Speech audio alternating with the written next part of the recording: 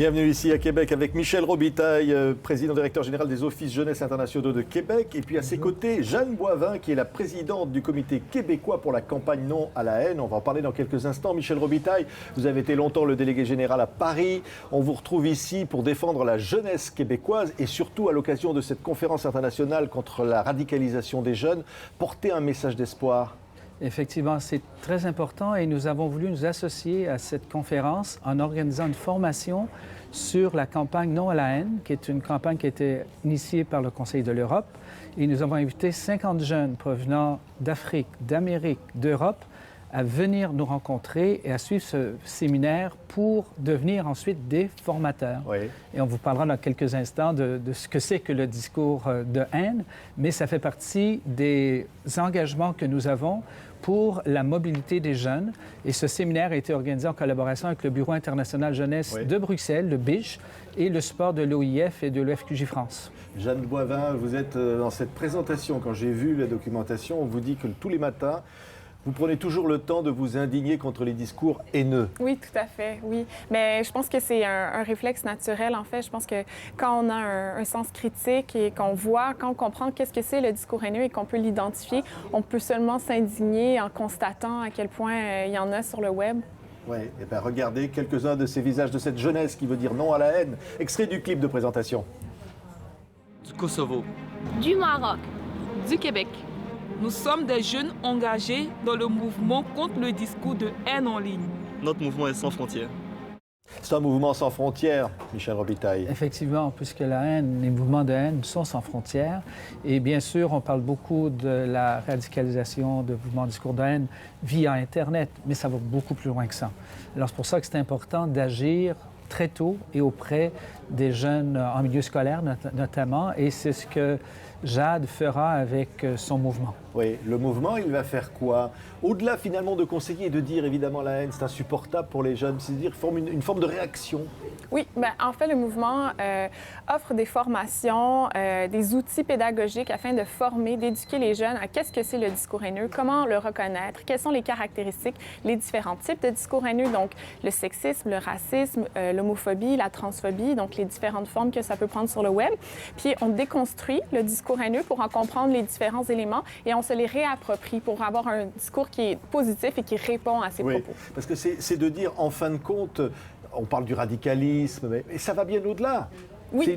C'est l'intolérance, finalement, sous toutes ses formes. Mais exactement. Puis l'intolérance, même si ça peut avoir l'air d'être un commentaire qui est banal, en fait, ça a toujours un impact sur quelqu'un qui lit le commentaire derrière son écran d'ordinateur. Et au bout du compte, ça a un impact sur le tissu social qui n'est pas à sous-estimer, en fait. C'est comme ça que les deux problématiques sont reliées. Oui, on a ici un exemple. Hein. C'est une bande dessinée. Alors, voilà, on va la voir.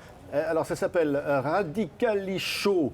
Et donc, c'est un discours de prévention. Ce sont des jeunes...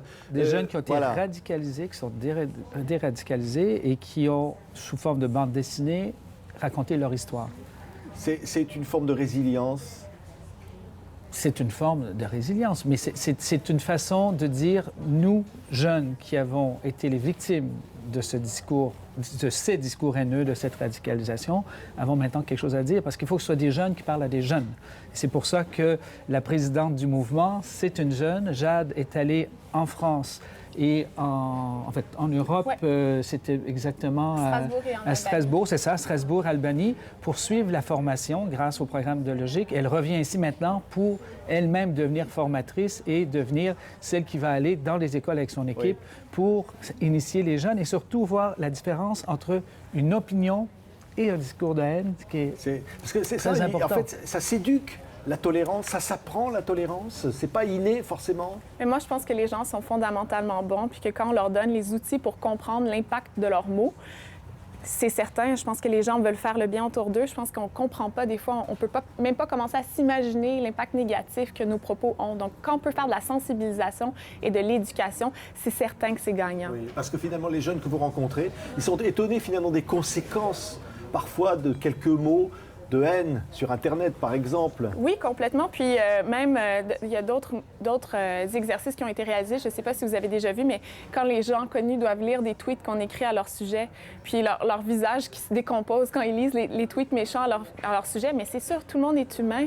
Les jeunes, encore plus, qui sont pas nécessairement outillés, qui n'ont pas nécessairement la confiance en eux qu'un adulte a, c'est encore plus difficile à prendre des propos, même si ça a l'air banal, qui les touchent sur le web. Oui, avec les offices jeunesse internationaux, Michel Robitaille, vous faites ces échanges. C'est un outil incroyable d'ailleurs, d'échanges, de voyages pour des milliers de jeunes. Oui, ce sont des expériences, des gens qui vont chercher de la formation, des gens qui vont à la rencontre d'autres jeunes, mais ça se fait en réinsertion sociale, ça se fait en entrepreneuriat, en engagement citoyen, comme dans ce cas-là. Ça se fait en développement durable. On sera à Marrakech pour la conférence des partis, la COP 22, et permettre à des jeunes engagés dans le secteur et dans le domaine de l'environnement d'aller porter leur message et surtout d'échanger. Parce que dans ce discours de haine, dans la radicalisation, le gros problème, c'est la communication. Et la communication à tous les niveaux, avec la famille, avec ses pairs, avec les gens qui sont en autorité. Alors, c'est ce qu'il faut redonner comme message. C'est-à-dire, il faut communiquer et surtout accompagner les gens et travailler en amont. C'est beau de dire on va déradicaliser, mais il faut surtout prévenir. Et la campagne Non à la haine, c'est surtout de la prévention. C'est une façon pour les jeunes de se dire on va prendre les choses en main nous-mêmes. C'est ça que vous vous dites, Jade? Tout à fait. En fait, ça connecte les jeunes à leur pouvoir d'agir. Donc, moi, même si je me sens pas outillée, après la formation, je comprends, premièrement, je peux identifier et j'ai différents outils afin de réagir au discours haineux, comment le signaler, comment soutenir les gens qui sont visés par ces paroles haineuses-là. Donc, c'est certain, en fait, ça connecte les jeunes à leur pouvoir d'agir. Ouais. Mais en même temps, vous les considérez comme victimes, ces jeunes, qui se livrent finalement à ces actes. Au fond, ce sont des victimes aussi? Mais en fait, j'imagine qu'ils sont victimes de leurs propres préjugés. On pourrait dire ça comme ça. Mais oui, c'est certain. En fait, je pense pas que tout est blanc ou noir. Je pense que pour tenir des propos haineux, il faut avoir une certaine souffrance. Ouais. Et ce qui est intéressant dans les propos que Jade me disait lors d'une réunion la fin de semaine dernière, c'est que c'est pas uniquement prévenir, mais quand il y a un message haineux, c'est répondre à la personne pour dialoguer. Parce que cette personne-là, on peut dire tout simplement, on fait disparaître le message, mais communiquer pour dire effectivement, c'est une victime aussi. Hein, pour essayer de dialoguer. Pourquoi tu fais telle chose? Ou est-ce que je peux t'aider? Ou est-ce qu'on peut en parler de façon plus élaborée? Elle a un espoir, hein, c'est que ce discours, ces non à la haine, se répandent dans le monde entier. Là. Ça va marcher. Voilà, c'est des gens dans 40 pays. C'est des gens dans 40 pays. C'est un mouvement de fond là, qui se lève. Tout à fait. Ouais. Ouais. Et donc, ici, c'est au Québec et Logique va accompagner, donc les Offices jeunesse internationaux du Québec, va accompagner le mouvement donc contre la haine. Et puis, elle a même eu une bonne nouvelle aujourd'hui. Elle a une aide gouvernementale pour pouvoir se déplacer. Premier ministre. Oui, mais c'est important. Voilà. Ça, et de la ministre des Relations internationales qui était à l'origine. Absolument. Merci à tous les deux. Nous étions ici, donc Radio-Canada, accueillis par nos amis sur TV5 Monde. Merci d'avoir été nos invités. Merci.